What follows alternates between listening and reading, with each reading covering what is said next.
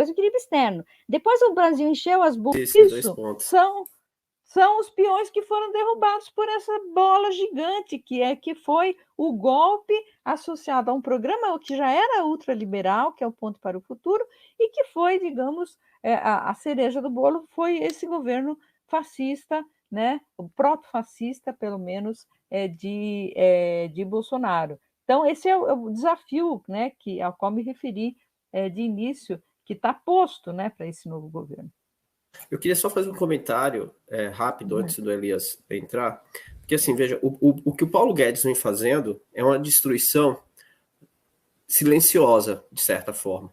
O que mais chamou a atenção foi o caso da Eletrobras, né? Porque, e a privatização da RLAN, porque foi uma venda. Veja, a RLAN foi vendida por 1 bilhão e 600, mais ou menos, e a precificação dela de valor era de 3 bilhões e 400, 3 bilhões e 500. E a Celan, que comprou a RLAN, é uma empresa que tem um reajuste de preço muito acima dos preços de reajuste da Petrobras, mesmo com a política de preço de paridade de importação da Petrobras. Mas por que eu queria só citar isso antes desculpa, Elias, ter aqui feito esse comentário, porque, veja, até 2021, né, o governo, o Paulo Guedes, o governo do Paulo Guedes, Bolsonaro, eu sempre costumo chamar governo Guedes-Bolsonaro, porque a imprensa chama Bolsonaro e não coloca o Guedes na jogada. O Paulo Guedes, ele vendeu 227 bilhões de ativos. Não é pouca coisa. Então, muitas vezes, a grande imprensa trata a temática da privatização como uma desilusão, porque o Paulo Guedes não fez aquilo que era prometido lá naquela campanha com aqueles slides de 24 lâminas. Mas o Paulo Guedes já destruiu mais de 27 bilhões de ativos, sendo que desses 27 bilhões de ativos, 45% foi da Petrobras. Até dezembro de 2020, foram vendidos só da Petrobras de ativos mais de 100 bilhões. O Eduardo, ele tem os valores atualizados. Ele colocou aqui. Isso. Ele falou 147 bilhões. 147, assim, né? Eu tenho os dados até dezembro de 2021. Isso, e só da Petrobras foi 100. Do BNDES, 95 bilhões. O Arthur Klobitz, né? O sobrenome do Arthur? Isso. Klobitz. O Arthur Klobitz escreveu um artigo na época em que o BNDES estava se desfazendo de ativos, mostrando que isso tinha gerado um prejuízo mais de 12 bilhões ao BNDES, aos cofres do BNDES. Então, é uma revolução que eu costumo dizer silenciosa, porque a grande imprensa ela não trata dessa destruição de ativos e coloca como se o Paulo Guedes não tivesse cumprindo seus objetivos. Pelo contrário, o Paulo Guedes está fazendo isso de forma muito magistral, destruindo isso de forma silenciosa, e dificilmente o processo de reconstrução vai ser, né, refeito. Muito, eu acho muito delicada a situação que a economia brasileira está esse é um dos casos, né, Orsi? Eu acho que você tem razão, quer dizer, a imprensa em geral diz que o Guedes não entregou o que prometeu e tal, mas, na realidade, existe muita coisa acontecendo e tem muito patrimônio sendo vendido, né? E isso é uma coisa que como que você reverte, né? Como é que você reverte a privatização da refinaria, tá certo? Quer dizer, então, esses são os constrangimentos que vão estar aí, né? Gente, peraí, o Elias ele vai ficar azul e ele vai explodir ali, ele está aguardando. Eu só quero antes, Elias, antes de passar a palavra para você, respira um pouco aí, fundo. Eu queria registrar a presença de duas pessoas aqui ilustres. A primeira, professora Cíntia Soares Carneiro, nossa colega da área de Economia Política, ela é professora de Direito em Ribeirão Preto, e também do nosso querido amigo também do canal, Silvio Almeida, aqui, registrando, marcando presença, duas presenças aqui muito marcantes, deixando um abraço aqui para a nossa querida Leda Paulani. Elias Jabbour, sem delongas, você tem 3 horas para fazer a sua pergunta. Você está parecendo o Raul Castro, quando ele foi tentar pautar a fala dele na primeira vez que Cuba foi readmitida à OEA, né? Então falaram para ele, você tem 30 minutos para falar. Ele falou, como eu fiquei 30 anos fora disso aqui, vou ficar 3 horas falando, né? Ou seja, e acoplar o tempo que não deixaram Cuba falar na OEA por conta da expulsão dela na OEA. Primeiro, agradecer de estar novamente no mesmo ambiente da professora Leda Paulani. Eu não sou economista, então eu tive que passar por um processo de muita leitura em economia para aprender economia, e a senhora foi uma das figuras que passaram, assim, das minhas leituras, teve muito de Leda Paulani. Tem até uma história que aconteceu na China, que eu tinha uma amiga minha, que tem uma amiga que dá aula na Universidade de Pequim, e que ela tem ela tem uma relação, assim, intelectual, assim, muito forte com a John Robinson, né? Então, ela perguntava para mim, o que você acha da John Robinson e tal? Eu falei, olha, eu li um ensaio sobre economia marxiana de 1942, tem uma economia da concorrência perfeita, que ela escreve, se não me engano, em 35, não sei se estou certo, né? E a gente começou a falar muito sobre a John Robinson, Keynes, Marx, essa coisa, e ela falou, e no Brasil, tem alguma professora que faz você lembrar do John Robinson? Olha, eu falei, olha, tem 2 professoras no Brasil que eu acredito que estão em um patamar, na minha visão particular, no mesmo patamar até, não inferior, até maior que o da John Robinson, porque eu sou aquele cara que acha que o Brasil criou grandes intelectuais e que nós não devemos nada ao centro do sistema, né? Que é a professora Maria da Conceição Tavares e a professora Leda Paulani, né? Ou seja, uma no campo mais heterodoxo e a outra no campo marxista, né? Então, essa conversa fluía muito, enfim, o que eu tenho com o Rangel, essa professora tem até hoje com a John Robinson, né? Até porque a John Robinson foi maoísta, inclusive, né? O último livro dela foi sobre a Revolução Cultural Chinesa, né? Então, enfim, tem toda essa história em torno da China, que envolve o nome da senhora, que eu estou abrindo, falando aqui publicamente essa história, né? E eu queria colocar uma pimenta na conversa, que não que seja minha especialidade, mas... Quase nada, você nunca põe pimenta na conversa, Elias, nunca. Dialética é pimenta pura, né? Professora, a senhora não acha, aí é uma pergunta meio... todos nós temos um diagnóstico do estado do Brasil hoje, todos nós sabemos, em tese, o que aconteceu e o estado atual das coisas no Brasil hoje, não é? A senhora não acha que também, por um outro lado, o nosso campo político, o nosso campo de pensamento, sofre de um crônico déficit de pensamento estratégico? Ou seja, hoje você conversa com 10 economistas de esquerda no Brasil, cada um tem uma solução para o Brasil. Né? Ou seja, cada um fala que tem que fazer alguma coisa, ou seja, um começa por aqui, e a maioria fala em novas regras fiscais, ou seja, você vê como o estado da arte do nível de discussão do nosso campo político hoje. Né? Quando, na verdade, está ficando, na minha cabeça, é muito claro que dia 1º de emergência, o Lula vai ter que declarar estado de emergência por conta da fome no Brasil.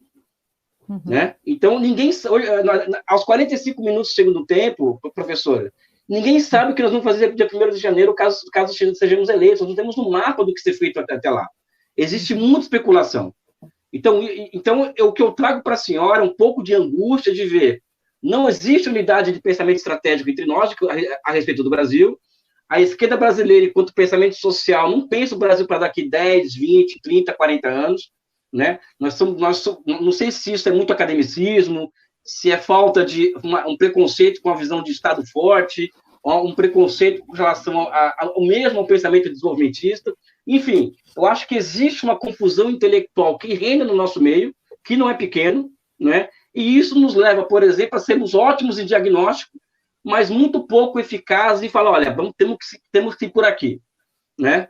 Então, por exemplo, eu tenho dito dessa questão de estado de emergência desde 1º de janeiro, né? Tenho dito, por exemplo, que o Brasil tem que retomar imediatamente essas grandes empresas que foram destruídas pela Operação Lava Jato, a partir do próprio Estado, ou seja, a partir de formação de conglomerados público-privados, né? E a gente fica meio que na voz solitária no debate, falando dessas coisas, né? Então, acho que eu queria a opinião da senhora sobre esse fato, ou seja, nós estamos perdidos do ponto de vista intelectual, ou é uma fase, é uma impressão minha só, ou seja, o que a senhora pensa a respeito dessa falta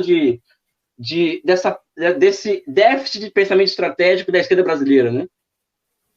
Se estou certo ou errado, inclusive, também, né? Não sei, né? Olha, Elias, eu acho que a minha resposta vai reafirmar a sua tese de que a gente é bom de diagnóstico e ruim digamos, de estratégias para superar esses problemas. Mas o que eu queria falar, ou pelo menos me fugiu o termo aqui, eu queria um pouco contextualizar, veio o termo, contextualizar um pouco essa sensação, né? Ela é uma sensação realmente que eu acho que atinge todo mundo, mas ela tem uma razão de ser, né? Ela tem uma razão de ser.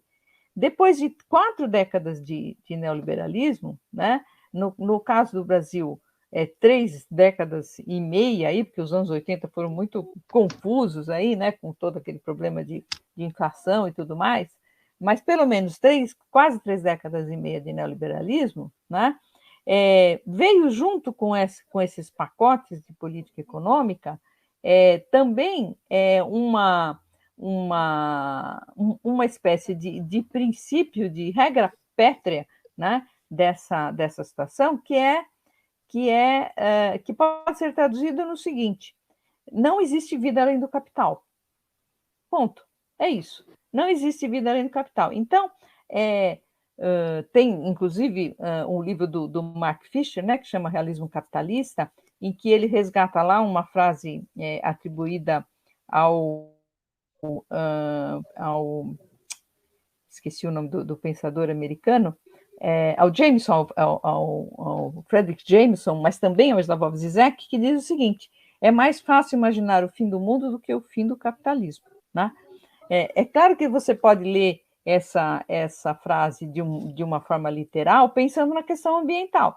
Quer dizer, não, realmente, quer dizer, a velocidade de devastação do meio ambiente parece ser infinitamente superior à nossa capacidade de mudar o mundo, né, em direção a um mundo, por exemplo, socialista, em que a produção pela produção deixe de ser a regra e deixe de colocar em risco a vida do planeta, né? Você pode ler essa frase assim, mas se você pensar de um ponto de vista mais geral, pensar que tomar a palavra imaginação no seu sentido literal, você vai chegar à conclusão, né, de que, de fato, existe uma enorme dificuldade de você pensar um mundo, né, que gire por outros parâmetros, que se estruture por outros parâmetros. E isso é geral no mundo, é geral. Então, a esquerda está perdida, não é só aqui, Elias, até onde eu consigo enxergar. A esquerda está perdida no mundo, né?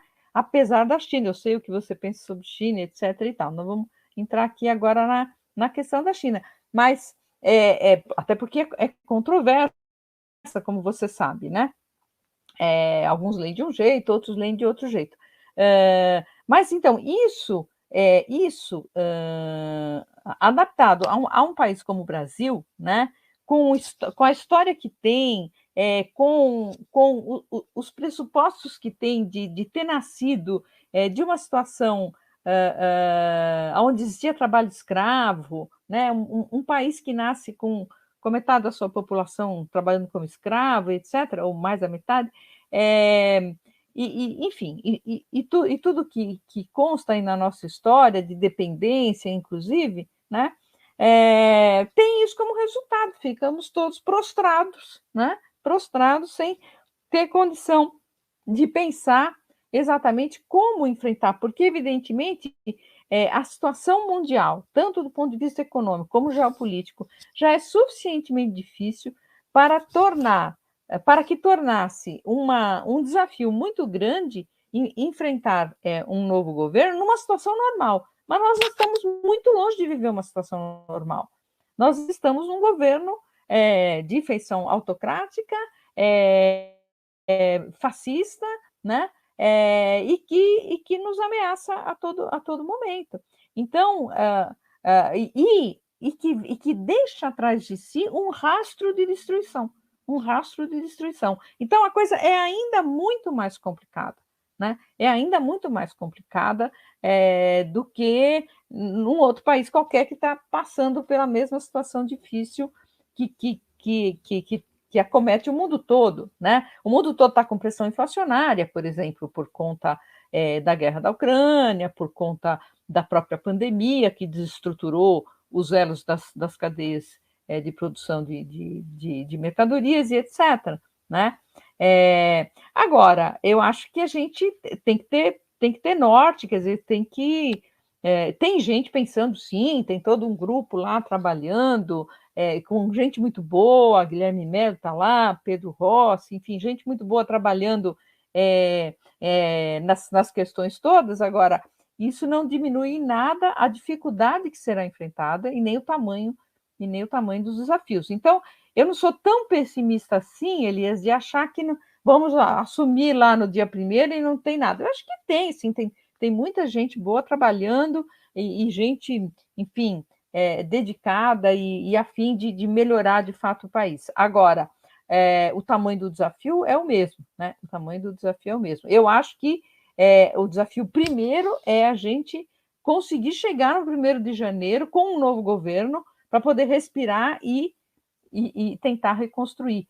Agora, se pensar a médio prazo, não tem como pensar que a gente vai retomar um nacional-desenvolvimentismo tucur.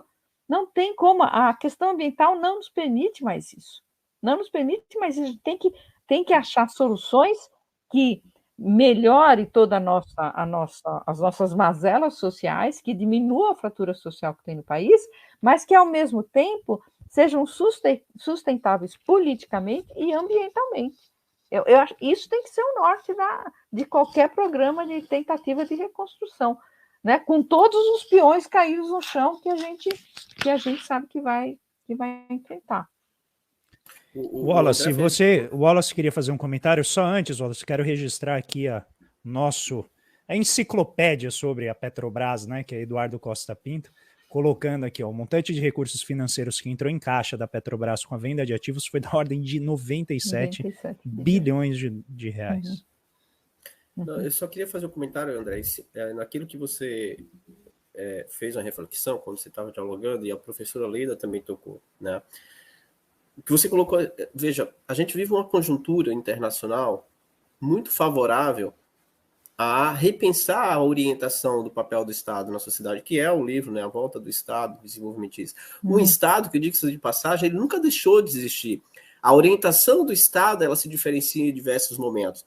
O Estado, por exemplo, está sendo usado agora para atender uma elite, né, pelo Paulo Guedes, na figura do Paulo Guedes. Ele não deixa de existir. Essas figuras, o discurso de Estado mínimo é o Estado mínimo dependendo para quem. Né? O teto de gasto ele é uma concretização de que tipo de Estado ele é instrumentalizado. Você congela gastos correntes, gastos com investimento, mas não congela gastos com serviço da dívida. Essa é uma forma de você utilizar o Estado para atender uma parcela da sociedade. É assim que se instrumentaliza o Estado. O Estado nunca deixou de existir. Eu acho isso muito importante. Agora, a forma de pensar o Estado, numa perspectiva de soberania, numa perspectiva de desenvolvimentismo, numa perspectiva de inserção social, esse Estado ele precisa voltar, e esse Estado, por exemplo, ele se materializa na Constituição de 88, que está sendo atacada frontalmente desde a ponte para o futuro, com o infame do Temer no poder. Mas eu queria só colocar assim, porque, veja, eu acho que a gente está vivenciando, só para refletir sobre o que o André falou, professor, e que você comentou dos anos 80. Assim como nos anos 80, a impressão que eu tenho é que a gente está vivenciando um momento que talvez a gente pode perder. Os anos 80, né, a gente ficou focado nas políticas de estabilidade, abandonamos políticas industriais, com exceção da lei de informática ali, que surge nos anos 80, mas não era a centralidade do nosso desenvolvimento, e o mundo estava passando por uma transformação tecnológica que muitos chamam de terceira revolução industrial. Agora, nós estamos vivenciando, né, uma nova conjuntura com a pandemia, que veio também com a crise da guerra entre Rússia e Ucrânia, que mostra a necessidade, por exemplo, de fortalecimento de cadeias produtivas. E, ao mesmo tempo, surge algo que se chama de indústria 4.0. Veja, o mundo passa por uma transformação muito propícia para a gente reordenar a nossa atuação em torno de um projeto de desenvolvimento e tendo como base, o André sempre chama a atenção disso, a sustentabilidade. Isso, e como você colocou, eu não chamo de senhora, professor, porque eu acho você muito nova, então eu não posso falar senhora. Né? Então, veja... não precisa chamar de senhora. Quem me chamou de senhora foi o Elias. Aliás, me sinto mais velho. Isso, é importante frisar isso, Wallace. Elias está fora do decoro aqui, Elias. Camarada Paulani, pode ser? Ah, isso, agora sim. Pode ser, perfeito. Mas eu só queria pontuar isso. Eu acho que a gente vive uma janela de oportunidade, uma perspectiva tecnológica, numa perspectiva também política, econômica, no cenário internacional muito propícia, muito favorável a um reordenamento desses projetos. E o Brasil, ele é privilegiado nesse sentido, por exemplo, do desenvolvimento da sustentabilidade. Né? Isso, para mim, eu acho que é fundamental. Né? E aí, a impressão que eu tenho é que com Guedes, não é impressão, eu tenho clareza que com Guedes e o Bolsonaro no poder, né, a gente vai deixar essa janela de oportunidade passar. E, por outro lado, se confirmar a vitória do ex-presidente Lula, não será fácil esse processo de reconstrução, e eu acho que as pessoas têm que ter clareza, porque, veja, as forças que foram construídas em torno desse projeto, que veio lá com o Temer, elas estão atuando para que se mantenha essas políticas, né? Por exemplo, não à toa o Temer tem, né, na grande imprensa, uma inserção extraordinária, mesmo com todos os resultados negativos que o governo dele tem, né, em dizer que ele possivelmente pode apoiar o Bolsonaro, porque o PT e o Ciro, qualquer outro, critica as reformas que ele implementou. E isso é tratado como uma naturalidade muito grande, porque representa, de fato, aquele projeto que essa elite, que a grande imprensa, que o mercado, que essas pessoas se tomaram conta do poder, defende. Né? Eu acho que eu acho que esse é um ponto muito importante a gente pensar, né, nessa temática, como o André colocou, sobre o estado de emergência econômica e servidão financeira. Eu acho que esse é um ponto fundamental para a gente pensar o que vai acontecer posteriormente, óbvio, para além das questões políticas, que são muito graves no Brasil, né, principalmente a escalada da violência.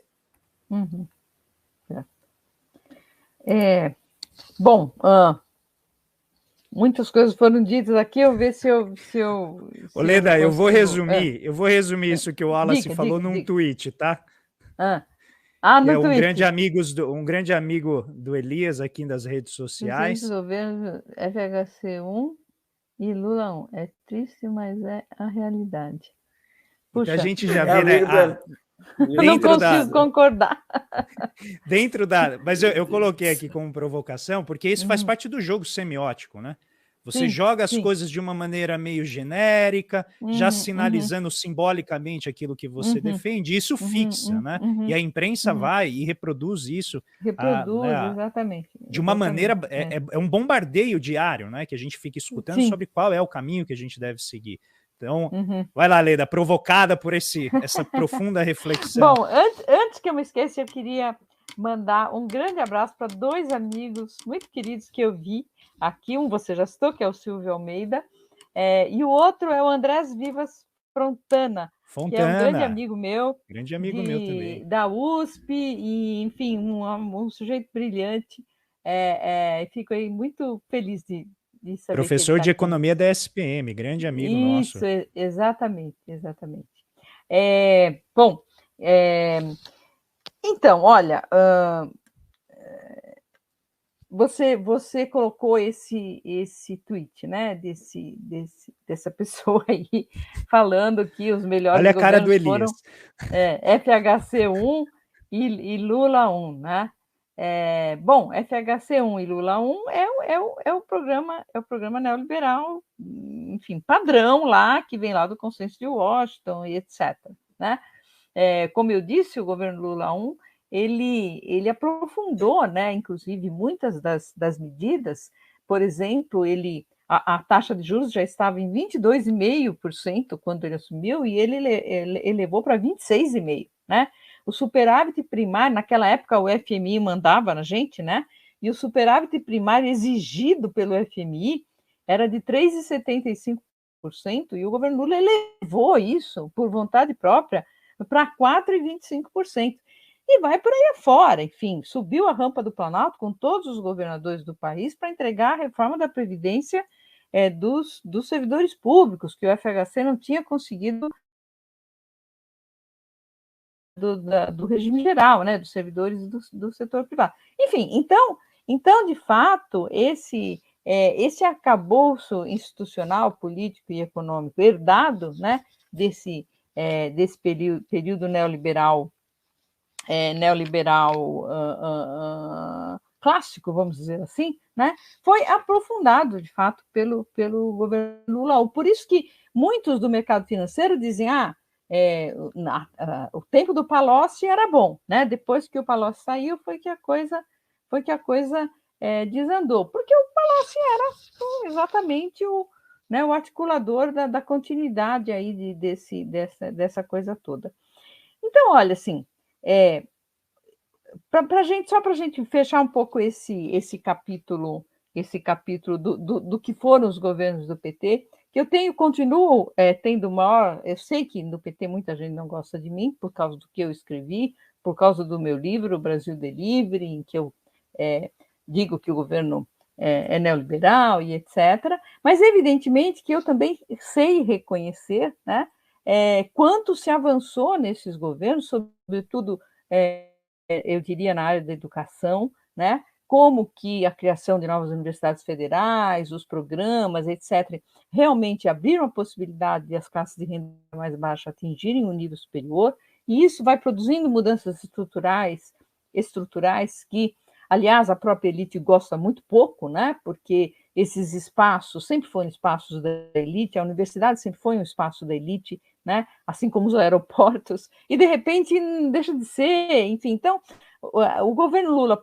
pelo outro lado, pelo lado das políticas sociais, ele acabou balançando um pouco as estruturas, né? Sociais, políticas, etc. Então eu enfim, tentando aí encontrar um termo para nominar, né, o que foi esse período, escrevi num artigo, acho que até reproduzi nesse artigo que está aí no livro organizado pelo Maringoni. Eu disse que nos governos Lula a gente teve uma espécie de neoliberalismo progressista de Estado, se é que faz algum sentido, né?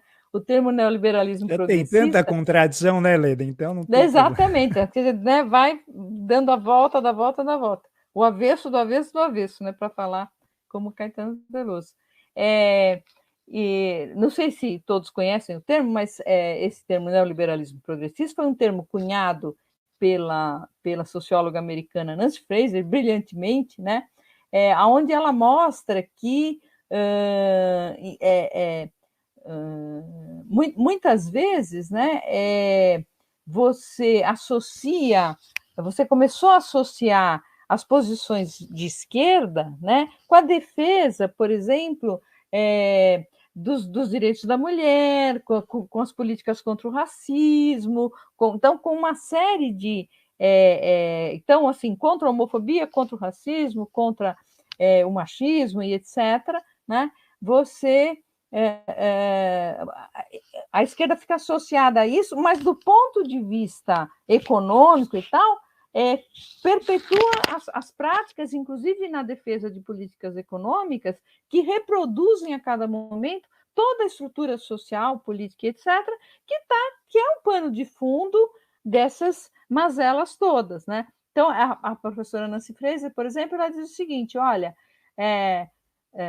e isso tudo foi sendo construído com a mídia também, esse neoliberalismo progressista. Então, o neoliberalismo é progressista porque vai ter essas posturas, né, nessas questões específicas. Só que aí, por exemplo, quando uma mulher, por exemplo, ou um negro chega na presidência de uma empresa importante, aí todo mundo bate palma, olha e tal. Só que isso só reafirma, né, aquela exceção, e essa exceção continua sendo exceção. E tem que deixar de ser exceção, né? Tem que ser outra coisa, mas para ser outra coisa, esse mundo precisa ser mudado estruturalmente, né? E o neoliberalismo progressista, o que faz é justamente jogar do lado contrário.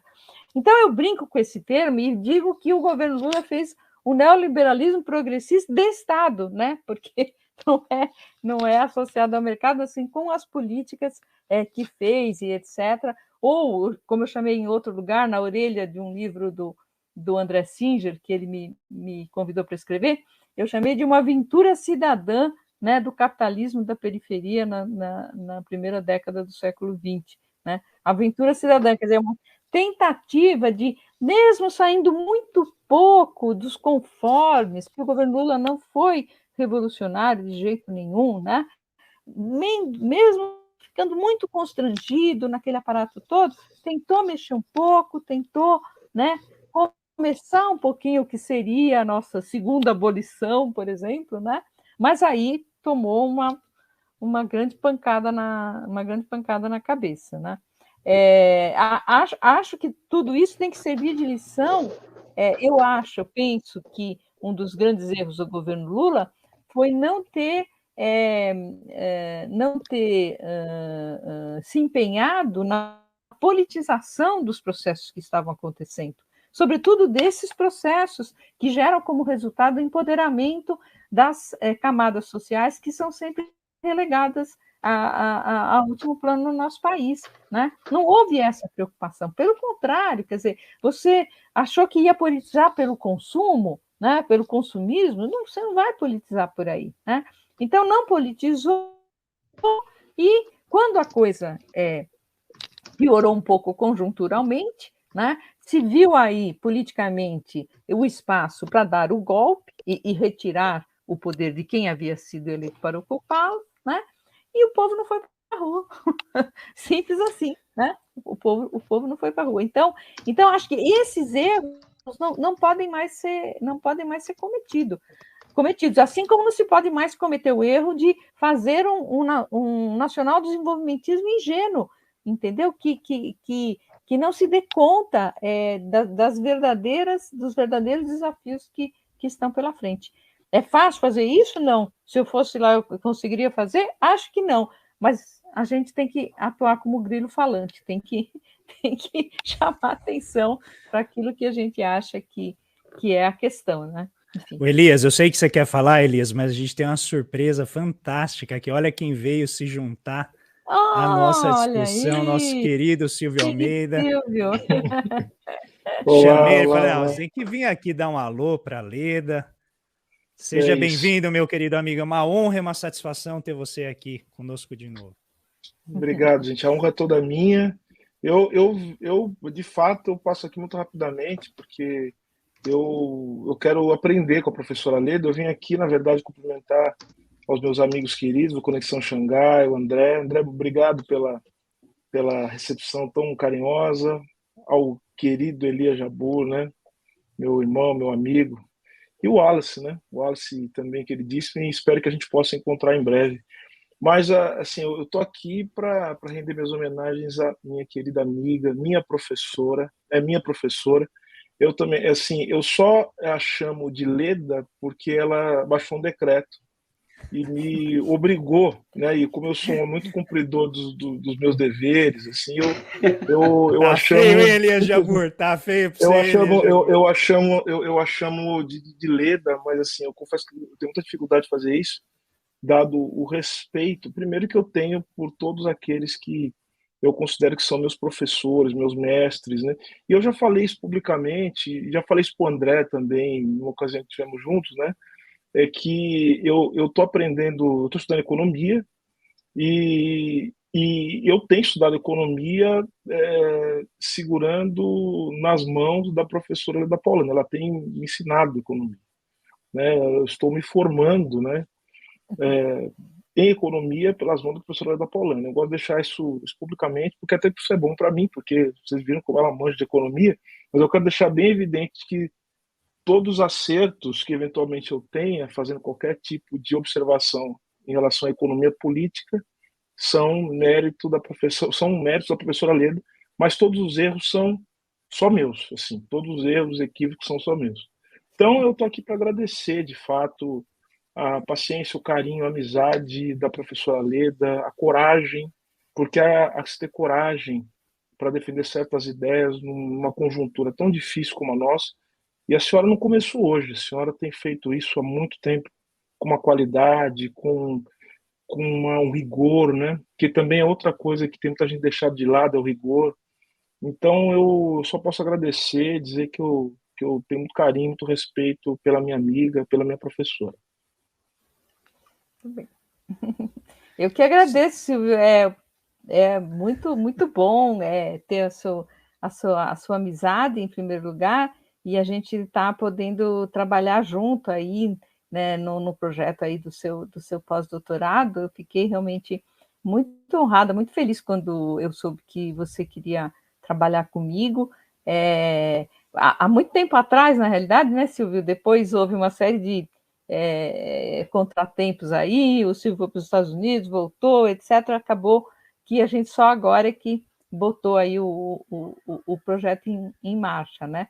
Mas para mim é uma honra, é um prazer, até porque eu também aprendo muito com o Silvio, com os textos dele, com as discussões dele, e tenho lido aí um pouco da bibliografia que ele sugere sobre as questões que a gente está trabalhando em conjunto, porque pós-doutorado é sempre só uma possibilidade, ainda que um figure como supervisor e o outro, enfim, como alguém que está sendo supervisionado por alguém. Na realidade, eu entendo sempre como a possibilidade de dois pesquisadores relativamente maduros trabalharem juntos, né? E eu acho que é isso que está acontecendo, e então é muito legal, assim. Eu era muito porta, assim, eu sou muito porta para determinadas coisas, assim, sabe? As coisas não chegam muito. E aí a gente tem você já chances conseguiu, ó, o Silvio entrou aqui, já é da bancada. Ele achou que veio aqui só falar oi, já virou da bancada fixa do Conexão Xangai. Olha a revolução que você já causou aqui. Pois é, né? Mas é isso. Obrigado, Silvio. Você está absolutamente convidado a permanecer aqui. Não precisa ir embora de forma alguma, viu? Mas eu vou porque eu quero, na verdade, ouvir com bastante calma e quero mais ouvir do que falar qualquer coisa. E se eu ficar aqui, eu vou ficar com uma tentação terrível de falar, de fazer perguntas, de provocar o Elias. A gente vai falar do Corinthians, aí a coisa vai ficar mais complicada ainda, né? Porque é um amor que nós um amor que nós temos em comum, mas amor abusivo, cara. Relação uma relação abusiva, cara. Relação abusiva, e aí a gente vai acabar se perdendo, né? Mas de qualquer maneira eu quero agradecer profundamente a oportunidade de estar com todos vocês aqui. Eu quero reafirmar a minha admiração por cada um de vocês, a minha amizade e uma coisa que eu acho que vai ser fundamental para os próximos tempos é a minha lealdade. Eu acho que esse vai ser uma questão bem importante, né? A lealdade, o nosso companheirismo, a camaradagem. Eu acho que isso é muito importante, né? Então, professora Leda, fica o meu beijo. Eu agora estou novamente, né, à sua disposição para a gente poder trabalhar. Nós vamos falar em breve. Vamos nos encontrar. Já está no Brasil? Já está no Brasil? Já cheguei faz umas 2 semanas e agora já toda aquela loucura de chegar no Brasil depois de 7 meses, né, morando fora. Mas agora as coisas estão mais assentadas e nós vamos poder nos reencontrar, vou poder abraçá-la, enfim, abraçá-los a todos aqui. Muito obrigado. E obrigado também a todas as pessoas que assistem o Conexão Xangai, que estão nos vendo nesse momento, né? Dizer que é uma honra imensa estar aqui. Obrigado, gente. Você nos honra, Silvio, demais, sempre emocionante as suas participações aqui. Eu sabia que esse encontro aqui com a Leda, apesar de virtual, ia ser emocionante. Eu te agradeço demais por ter entrado aqui para fazer essa pequena fala, uma homenagem que a Leda certamente merece. Obrigadão mesmo. E espero que você volte em breve com o seu novo livro aqui para a gente discutir. Né? Assim vamos falar sobre ele. Vamos conversar sobre ele. Vamos falar sobre Obrigadão mesmo, viu, meu querido? Até mais, gente. Um grande abraço. Beijo. Elias Jabbour, finalmente, Elias, a palavra está contigo. Professora Leda, enfim, Leda Paulani, a senhora talvez seja uma das únicas intelectuais de grande porte no Brasil hoje que tem trazido ao debate público a questão do socialismo, né? Ou seja, essa questão do horizonte socialista. A Revolução Russa fez 100 anos, ou seja, nós passamos por uma vaga de experiência socialista pelo mundo, né? Não vou perguntar da China, não vou entrar nessa, né? E como a senhora tem tratado muito essa questão que envolve o horizonte socialista, eu queria saber da senhora como que a senhora enxerga hoje o horizonte para o socialismo no Brasil, no mundo, como que a senhora vê esse processo de transição histórica de capitalismo e socialismo, em que pé nós estamos, em que pé nós devíamos estar? Enfim, é uma pergunta que não é fácil, dá um livro, né? Mas eu gostaria muito de ouvir da senhora as reflexões a respeito disso, ou seja, existe luz no fundo do túnel, existe socialismo no mundo, estamos em transição a essa formação econômica social superior, ou seja, como que anda esse horizonte na cabeça da senhora hoje? Na sua cabeça hoje, quer dizer. Tem até às 6 da manhã para responder essa pergunta bem simples. Pergunta simples do Elias, bem resposta. Dá para dar uma resposta clínica e cirúrgica à sua pergunta. Não, mas olha, é interessante, né? As coincidências que acontecem. Eu acabei de escrever um artigo para a revista Jacobin, né? E cujo título é socialismo, ponto de interrogação, no Brasil pós-Bolsonaro, ponto de interrogação, né? Porque me foi encomendado, na realidade. Eu tenho um grande amigo, de quem gosto muitíssimo, que é o Vitor Marx, professor Vitor Marx, da UFABC, e que é um dos editores da Jacobin, e ele me convidou há um tempo atrás, aí, começo do ano, para o final do ano passado, eles vão fazer a edição, eles fazem duas edições por ano, né? E no segundo número eles vão fazer uma edição voltada para a questão editorial, para a questão política, enfim, para tudo que está em jogo aí no entorno disso. Então ele me fez quase para mim me apareceu como um desafio. Eu, inclusive, custei muito a aceitar, mas acabei aceitando. Ele disse: olha, nós queremos que propostas apareçam, né, para empurrar a candidatura Lula para a esquerda, né, do ponto de vista propositivo, não do ponto de vista das alianças, do ponto de vista propositivo, né, que seja propostas que deem espaço para a gente pensar em mudanças que podem ser paulatinas no começo, mas que depois vão criando um círculo virtuoso, né, capaz de promover transformações maiores que apontem para o socialismo. Era isso, mais ou menos a pergunta do Elias, né? Era isso que eles estavam pedindo para escrever. E eu, então, escrevi esse artigo, já mandei, inclusive, para eles, e ali, quer dizer, basicamente o que eu vou falar, então, um pouquinho do que eu coloquei lá, para tentar responder a pergunta do Elias, e não ficar aqui até amanhã de manhã, como disse o André. Ali, basicamente, eu começo dizendo isso, né? Que é muito difícil essa resposta, em primeiro lugar, porque a gente tem que superar esse entrave que 4 décadas de neoliberalismo colocaram nas nossas costas, que é impossível pensar além do capital. Então, impossível pensar além do capital significa que impossível pensar além da forma mercadoria, impossível pensar além do fetiche da mercadoria, né? Então, eu já falo um pouquinho de fetiche, que parece uma palavra assombrada, mas não é tão complicado entender o que significa e o que Marx quis mostrar com isso. Então, eu digo, olha, é difícil pensar além pensar em alguma coisa para além do mundo que a gente vive, porque as experiências históricas supostamente alternativas, elas todas tiveram problemas, inclusive com privação de liberdade, etc. Então, tudo fica muito complicado. E aquela tese, né, de que do fim da história, de que o capitalismo venceu e de etc., ela se afirmou por força da própria da própria institucionalidade capitalista, vamos dizer assim, né? Aí para falar um pouquinho de fetiche, o que o Marx descobriu, né, foi um achado, e esse achado dele está presente em todas as páginas do Capital, né? Não é um enclave filosófico que está lá só na última seção do capítulo 1, como pensam alguns economistas, né? Não, recorrentemente ele retoma esse tema e vai mostrando. Então, é uma capacidade que a mercadoria, que é para ele a célula elementar da economia capitalista, tem, né, de mostrar como natural aquilo que é socialmente constituído. É isso. Né? Em suma, é como se ele dissesse: olha, o homem não produz coisas que tenham valor. Ele produz bens e serviços que atendem necessidades humanas. Só que na sociedade capitalista, esses bens e serviços que atendem necessidades humaas têm colado neles, né, uma cara de valor, tem um preço lá,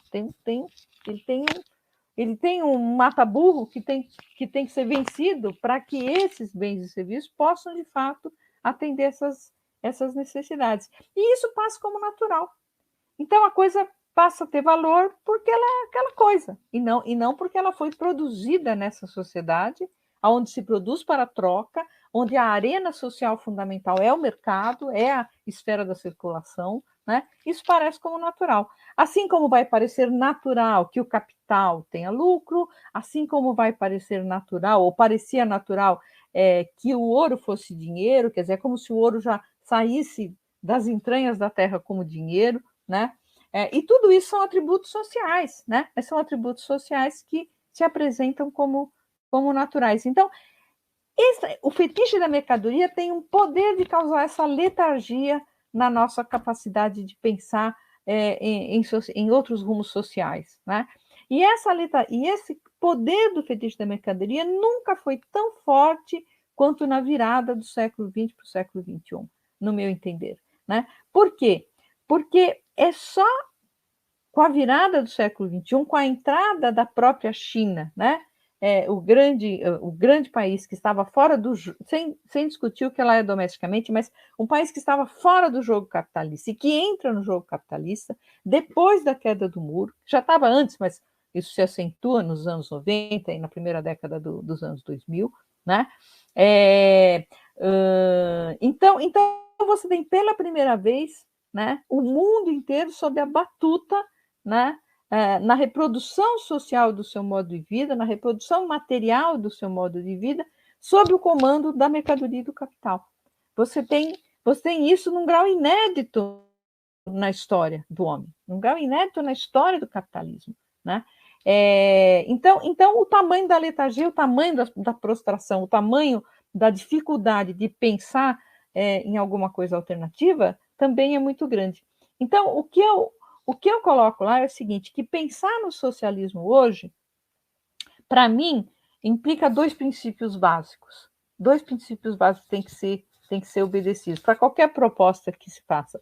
Um é remar sempre contra a caudalosa corrente do fetiche da mercadoria, né? Então, a regra do mercado é a concorrência, é o mérito, etc. Então, você tem que lutar pelo coletivo, pelo comum, pela solidariedade, pelas mutualidades sociais, pela economia solidária, etc. Né? Só para citar um exemplo. Então, remar contra isso. Você tem que ter políticas que remem recorrentemente contra isso. Né?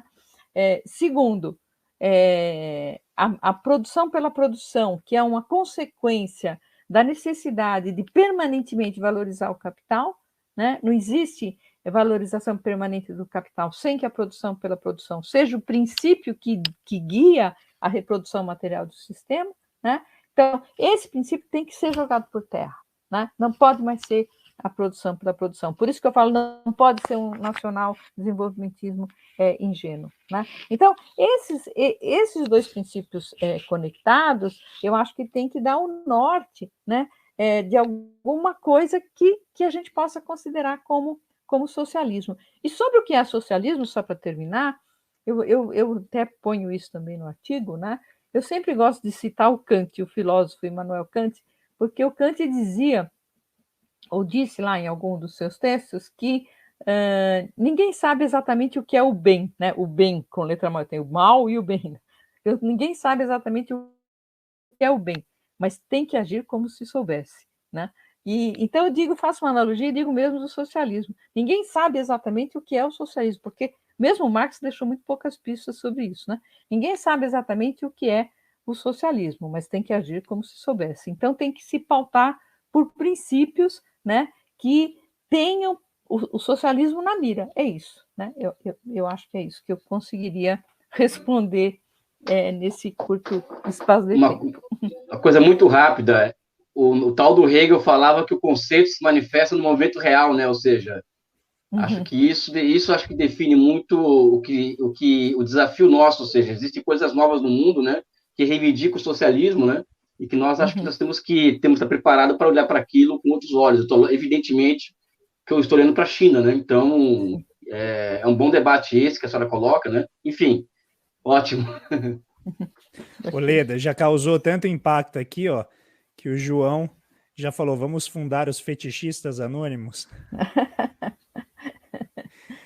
Leda, estamos com quase 2 horas de live, então eu acho que já tá bom para essa sua primeira participação no Conexão Xangai. Você, por favor, retorne, porque esta aula foi insuficiente para a gente poder, né, beber dessa infindável fonte do conhecimento e sabedoria que você tem.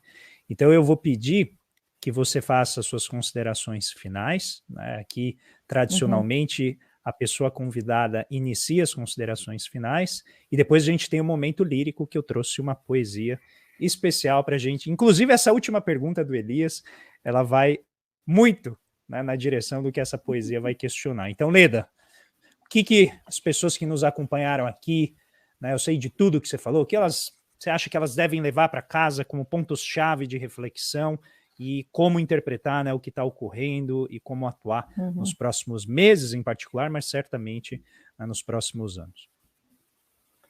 Bom, acho que só reafirmar, né, que a nossa tarefa de quem, eu digo nossa assim, né, de quem ainda acha que é possível lutar por um mundo melhor, por um Brasil melhor, nesse momento da nossa história, passa pela derrubada de Bolsonaro, pela saída de Bolsonaro do poder. Então a gente vai ter que ter muita força aí para lutar, inclusive para vencer o terrorismo, né, que eles constroem, com o intuito justamente de colocar medo, de as pessoas não irem para a rua, e etc, né? Enfim, e depois disso, e isso sendo conseguido, saber que os desafios são enormes, que a nossa luta é talvez muito maior do que já foi anteriormente. O nosso horizonte é mais estreito por várias razões, uma delas é a questão ambiental, como coloquei, né? Mas que então isso tem que nos incentivar para continuar na luta, né? Tem que nos dar, enfim, deixar claro para nós que se as coisas não são tão boas, ficarão ainda muito piores sem a nossa presença lutando, né? Acho que é isso. Boa luta para todos nós. Maravilhosa. Querida Leda, muito obrigado. É sempre uma honra ter você aqui no canal. Quero aqui, como anfitrião, registrar isso. Volte mais. Você nos alegra muito e certamente aqui todos estão acompanhando pelo chat, estão maravilhados com a aula que você nos deu. É realmente muito inspirador para todos nós. Wallace Moreira, meu querido amigo, suas considerações para o povo nos acompanha aqui. Primeiro quero manifestar minha felicidade de termos voltado depois desse tempo parados, né? Quer dizer, parados nós fazermos um programa, né? Não parados em fazer nada. O André, o Elias, a gente vinha continuando com nossas atividades paralelas, mas muito feliz em termos voltado, né? De poder ter contato com as pessoas que nos acompanham nas redes, aqui no canal. Então, muito feliz e mais feliz ainda de termos voltado com a professora Leda, a pessoa pela qual eu tenho um respeito muito grande, né? Tanto como ser humano, mas também como uma das maiores intelectuais que nós temos no Brasil, assim como a professora Maria da Conceição Tavares, responsável pela formação intelectual de muitos economistas, né, que nós vemos hoje aí com grande visibilidade, né, contribuindo para se pensar o Brasil. Então, é uma honra muito grande, eu agradeço muito a generosidade da professora Leda Pauloni de ter vindo aqui dialogar conosco. Elias Jabbour.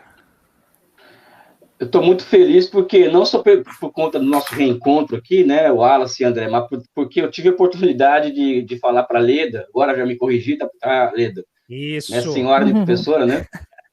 Dessa história da John Robinson, né? Porque faz tempo que aconteceu isso, em 2004 que aconteceu esse episódio dessa professora da Universidade de Pequim, né? Eu nunca havia tido a chance anterior de falar com a senhora diretamente sobre isso, com você, sobre isso, né? Então, hoje eu tive essa chance, nós nos encontramos em São Paulo, mas foi uma coisa muito rápida, muito difusa, né? Então, fiquei muito feliz de ter a chance de contar essa história da senhora, né? A você, e feliz pelo bate-papo, pelo debate, né? E é sempre bom conversar com pessoas que com o nível com seu nível e e também, né, aprender com a senhora, com você, eu estou dando uma mancada direta aqui, vocês perceberam, né? É aquela velha história do conceito se manifesta no movimento real, cara. Consegue. Chama de senhora, meu Deus. Não. Eu estou sendo kantiano, assim, total, ou seja, eu estou trabalhando com categorias transcendentais. Uma hora ele vai lembrar. Ele vai conseguir, Leda, a gente está confiante. Uma hora eu voltaria a ser hegeliano, professor, eu estou sendo kantiano agora, estou trabalhando com categorias transcendentais, ou seja, senhora, professor, enfim. Um abraço, um beijo no coração, no seu coração e muita luz aí na luta. André, eu fiquei muito curioso em ouvir as argumentações do Twitter que você colocou, né? Que desde há 552 anos só existiram 2 governos no Brasil, né? O FHC1 e o Lula. Convido o cidadão para vir aqui conversar com a gente, dialogar. Quem sabe ele não seja capaz de explicar melhor como em 552 anos tivemos só 2 governos, né, bons no Brasil. Bom, tá feito o convite, oficialmente. A gente já convidou outras vezes. Ele descobriu o Brasil em 1470, né? Porque só assim tá daqui 552 anos. Não, ele pôs, assim, em defesa dele, ele pôs 522. Ele pôs 522, né? Eu que errei, desculpa. Mas fica aqui, a gente já convidou, mas ele bloqueou a gente no Twitter, então eu acho que dificilmente ele vai vir. Não, antes de eu ir para o momento lírico, eu quero, Leda, fazer aqui o convite para as pessoas lerem esse livro. Celso Furtado, A Grande Esperança em Celso Furtado. Não sei nem se você lembra, Leda, desse capítulo que você escreveu aqui. Claro, e eu vou dizer, pessoal, sobre o Celso Furtado, foi a melhor caracterização que eu já vi do pensamento do Celso Furtado, feita de maneira típica de quem estuda história do pensamento econômico, de quem conhece vastissimamente a obra do autor, mas o contexto. Então eu quero convidar quem puder, quem gostar da obra do Celso Furtado, lê esse livro, que foi organizado pelos os nossos 2 queridos professores e mestres, Luiz Carlos Bresser Pereira e o Zé Márcio Rego, que também é sempre uma figura atuante aqui no canal do Paulo Gala. Aliás, quero já falar para vocês, eu perco o amigo, mas não perco a chance de convidá-lo de volta para o programa. Façam lá o hashtag Volta Paulo Gala, que eu acho que se houver um clamor, né, do povo, da galera, ele volta. Então já fica aqui o convite para lerem este texto da Leda, que é um texto magistral. Fica aqui novamente outra indicação. Leda, por mim eu ficava a noite inteira sugerindo os seus textos e os seus artigos, mas nós Você sabe que o livro do Celso Furtado, eu ganhei o livro do Celso Furtado traduzido aqui para coreano, Formação Econômica do Brasil em Hangul. Né? Então, desculpa. Caramba. Eu vou no próximo conexão, em coreano, próximo foi traduzido para 70 línguas, sei lá, uma coisa assim. Deixa eu te falar só uma coisinha com relação a esse artigo. O professor Bresser me convidou, aliás, o convite me chegou através do professor Zé Márcio Rego, e depois, nesse meio tempo, ele me deu um prazo lá, até janeiro, esse convite veio em setembro de 2000.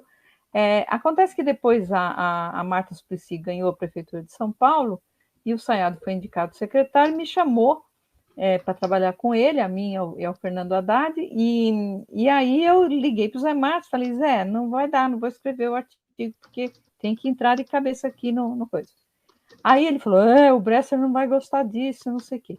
Daí voltou ele, me ligou de novo e disse, o Bresser disse que sem o seu artigo o livro não sai. Ai, meu Deus, e agora? Bom, virei noite, eu nem lembro o que eu fiz, porque eu queria ler aquela trilogia da biografia dele, né? Porque eu achava que podia melhorar enfim, o que eu sabia, o que eu conseguiria dizer sobre ele. Bom, e aí fiz o texto, saiu no livro e tal. E ele me escreveu, Celso Furtado. Ele me escreveu e escreveu o seguinte, ele disse, professora, pela primeira vez na minha vida, alguém conseguiu colocar em 20 páginas, de modo organizado, todas as melhores ideias que eu tive na vida. Sensacional, Ele escreveu isso para mim, eu fiquei tão feliz. Eu falei, que maravilhoso esse depoimento, que coisa linda. Tô emocionado. Nossa, que coisa maravilhosa. Pois é. Então, a melhor propaganda que essa não há, pessoal. Vão lá procurar esse livro. Aí eu contei para o Fernando isso, falei, Fernando, sabe que o Celso Furtado me escreveu? É mesmo, Ledinho? Que maravilhoso. Aí contei para ele e tal, ele falou, Leda, imprime esse negócio, põe num quadro e põe na Eu faria isso. Mas aí, sabe o que aconteceu? Eu não fiz isso e deu um pau no computador e eu perdi essa porcaria dessa mensagem. Não. Perdi. Eu tenho uma carta dele, porque ele depois me escreveu uma carta também. Eu tenho a carta, até pus no meu memorial, quando eu defendi a titularidade lá no Departamento de Economia, eu pus a carta dele no meu memorial. Ficou com o documento zero, porque não tinha como encaixar naquelas caixinhas que o currículo pedia, né? Mas o teor é um pouco diferente. Ele fala, você é uma intelectual muito corajosa e não sei o quê, e fala que ele gostou e tudo. Mas essa frase dessa aí que eu tinha conseguido organizar lá as ideias dele, de um modo... Falei, pô, perdi. Essa foi. Leda, eu nem sabia disso. Eu nem sabia disso. Você não sabia, né? Pois é, por isso que eu sabia. Achei interessante você dizer que. E eu vou te dizer, gostado. A minha impressão, modéstia a minha parte, né? Obviamente eu não sou Celso Furtado, mas eu vou te dizer que eu fiquei impressionado com a clareza, a objetividade e a maneira como você organizou as ideias. E mais uma vez você deu uma excelente contribuição à minha formação, porque quando eu li isso para mim foi, se eu não me engano, eu já estava no mestrado, alguma coisa assim, foi um choque assim para mim. Falei, nossa, eu nunca tinha entendido o Celso Furtado, né, de maneira tão sistêmica, assim, organizada, com as partes onde elas deveriam estar. Então, te parabenizo de novo e reforço o convite para que as pessoas vão procurar esse livro, A Grande Esperança, em Celso Furtado. Mas como Conexão Xangai também vive de poesia, vamos então ao nosso momento lírico. Leila, você está convidadíssima a permanecer aqui para escutar essa poesia. Vamos lá.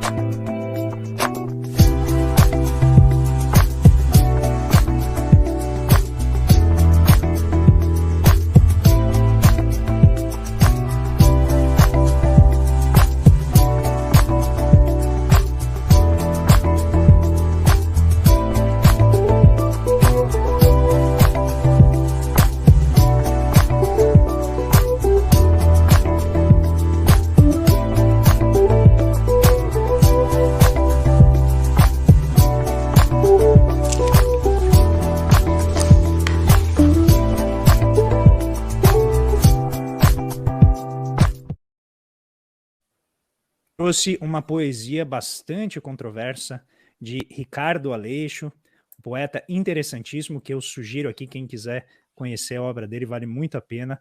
E a poesia se chama Aspas. Dizemos masculinidade tóxica, como se pudesse haver de fato uma masculinidade não tóxica. Dizer masculinidade tóxica é o mesmo que dizer capitalismo selvagem. Toda a gente sabe que o capitalismo só pode ser o que tem sido e será sempre, enquanto não for destruído, selvagem, no sentido que o Euroocidente atribui à selva. Não existe uma outra masculinidade possível, assim como um outro capitalismo é impossível. Masculinidade e capitalismo são o que são. Tem sem salvação, estão sem salvação, quanto à ideia cristã de salvação. Querida Leda, muito obrigado pela sua presença. Fica aqui o choque poético de Ricardo Aleixo para vocês refletirem. Eu sei que a maioria, se não, né, ou pelo menos uma grande parte, vai discordar de alguma parte desse poema, mas o poeta está aqui para nos fustigar, está aqui para nos provocar a reflexão. Agradeço demais a todos e todas que nos acompanharam. Deixo um beijo no coração de todas. Leda, uma honra, uma satisfação, um deleite intelectual ter você aqui com a gente. Obrigado mesmo, de coração. Queridos Elias Jabbour, Wallace Moreira, sempre brilhantes, maravilhosos. Uma honra estar de volta com vocês, meus amigos. Um beijo no coração de todos em casa. Fiquem na paz